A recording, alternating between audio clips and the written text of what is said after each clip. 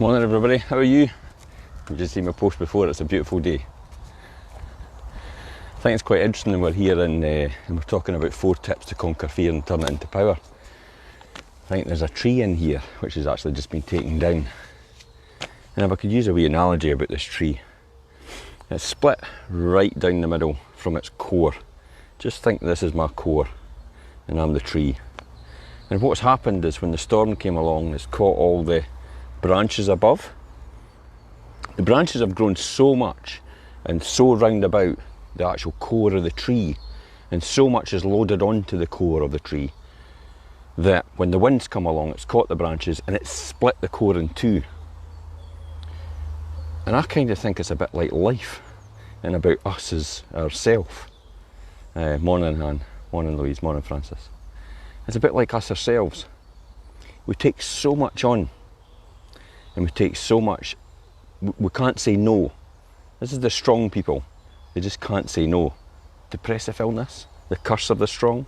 If you've read that book and you've listened to my previous vlog, you'll understand. We take so much on, we can't say no, that these branches above us begin to grow and grow and grow, till there comes a point where actually we split down the core because we can't take it anymore. And it's overload. So you need to offload some of that stuff, all that information, all these branches. Hopefully that'll make sense for you. So we're going to talk about fear and the 4 top tips to turn that fear into power. Have you ever stopped to think about your definition of fear? Well, someone wiser once said, more wiser than me, you're very powerful provided you know how powerful you are. As one of my friends said also, fear is an unpleasant emotion caused by the belief that someone or something is dangerous, likely to cause pain or a threat. Morning, Joanna. Simply put, I disagree with this definition of fear. An opportunity for self-discovery and self-growth. A well of untapped personal power and strength. And the gateway of wishing and wanting to doing and being. That's my definition of fear and how you can turn it around. Morning, Alana. Chadwick Boseman died this morning at 43 years old of colon cancer. Most people will know him as the Black Panther in the Marvel films. For 4 years, he kept on fighting for rights and politics, and he never told anybody that this was happening to him. He could have been afraid and he could have hidden, but he chose not to, and he chose to use that as a strength and turn his fear and use it for a positive motion. We can all do the same thing. You just need to understand how to do it. So yes, fear can be a drag. And there are certain situations in life, threatening circumstances, that stir up a whole barrage of fear that I would never wish upon anyone. But there's another spectrum of fear that comes from within. And the culprit is very often our own very own monkey mind. A wee voice in the back of your head. Most likely, it's the very fear that is holding you back from living the wildly successful, abundant, joy-filled life that you crave and also deserve. We all deserve it. But we're all going to take it. It is there for everyone. I've often thought about fear and explored it over the years. And it's often opened a whole can of worms for me. This is when my personal forms of fear took flight. I remember in the early days when I first started out in the industry, in accountancy for example, I was fearful that I wasn't smart enough. Despite going on to win top student 3 times in a row, my skills and knowledge weren't strong enough. I didn't have enough experience to prove to other people that I knew what I was talking about. And why would someone want to listen to me and what I have to say? Now I'm laughing at this, and it's like, I look back on it now and I think, my God, you were top student 3 years in a row. How would you not have the knowledge? But it was fear. It held me back. A list of crazy thoughts and irrational fears had surfaced to me over the past years are endless. And guess what? I realise now in hindsight, it wasn't really true. Remember, your fears aren't you, and they don't control you anymore. The truth is, for most of us, fear is present on a regular basis, but the form that it chooses to present itself in its constantly changing motion. Maybe you experience anxiety, a deep nervousness, confusion, lack of motivation, uncertainty, or something that is undefinable and deep within, and you just can't put your finger on it. Chances are you're experiencing fear on a magnitude of levels and in multiple forms all at once. It's overwhelming. Fear is sneaky like that. It's always showing up in a disguise to trick us out. Now you might be wondering, how do I know if I'm experiencing fear and what to do with this feeling, regardless of whether it's fear or not?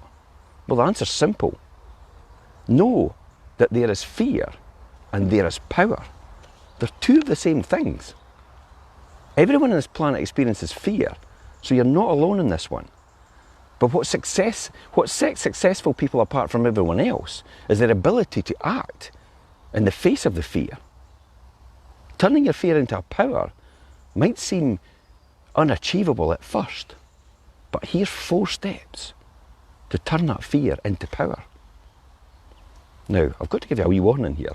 This is powerful, juicy stuff, and your life will start to change for the good when you apply these tips. So indulge in self-reflection and positive self-talk.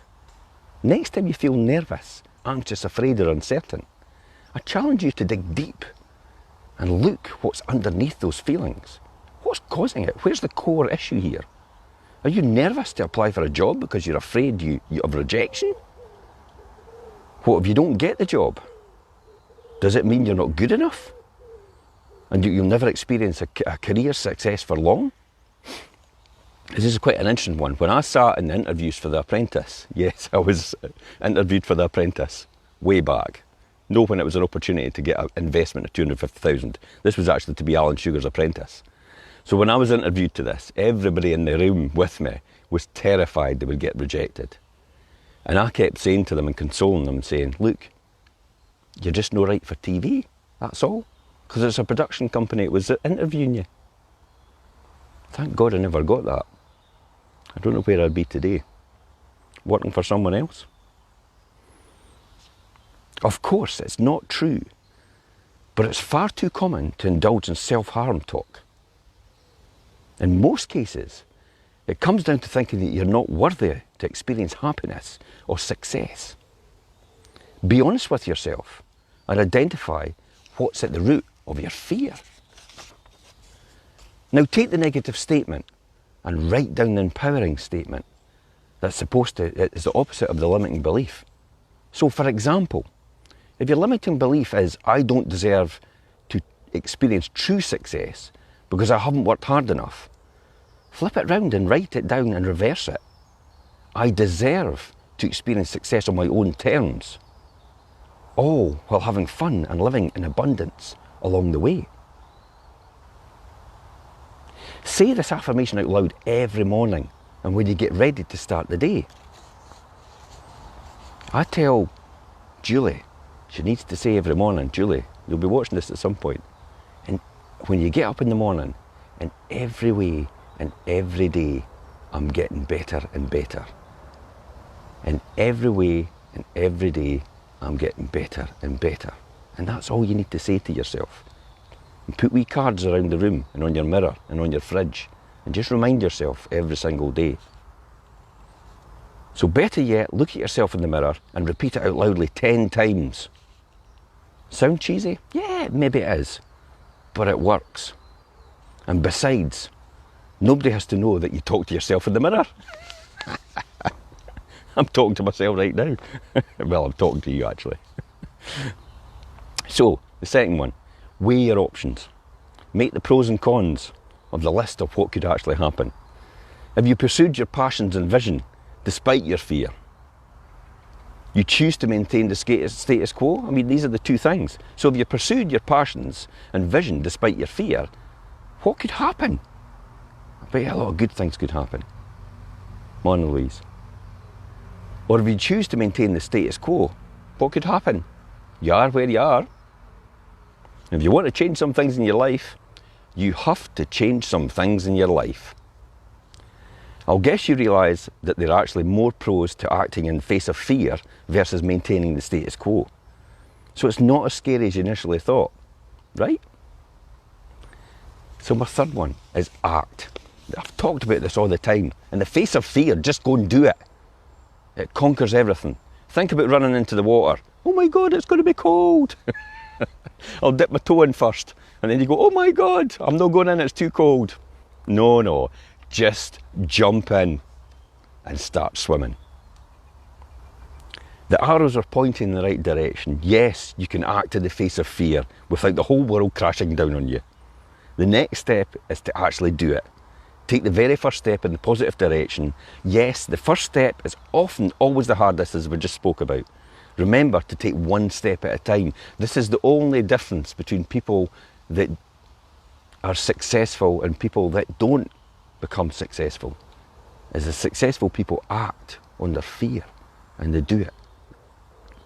As I say, inch by inch, life's a cinch. Remember, this is when the going gets tough, and be patient with yourself and the process you're going through. And number 4 is remember to celebrate. This is my worst one. I keep forgetting to do this. So when I won the Esters the other night, in my mind I had won the Esters. The Esters is the estate agent awards for Scotland and for the UK. So we became the number 1 estate agent in Scotland, the number 2 estate agent in Scotland, the number 1 best small group in Scotland, the number 2 letting agent in Scotland, number 1 letting agent in Fife, number 1 estate agent in Fife. In my mind, I had achieved it already. And I forgot to celebrate. And everybody round about me went, wasn't it a big deal then? But it was. Morning, Jimmy. And I did celebrate later on, because I realised the importance of doing that and giving yourself a pat on the back. I'll maybe teach you one day how to give yourself a high five. That's brilliant. So give yourself a pat on the back for facing your fears and celebrate your successes, no matter how big or small along the way. This will feed your positive momentum and will keep the good stuff coming your way. The best part about following these 4 simple steps is that each time you choose to look beneath the surface and uncover what's truly behind fear, you step more and more into your personal power. You become more aligned with who you are and what you want in life. And it gets easier to pursue your dreams each step you take. Morning, Karen. So are you ready to turn your fear into power? So what's your first or next step then? I'll be interested to hear. And I'll see you tomorrow at 7:30. And remember to share this post with everyone else, because everybody else experiences fear, so please share it. We need a group of people that will support each other. And I'll see you tomorrow at 7:30.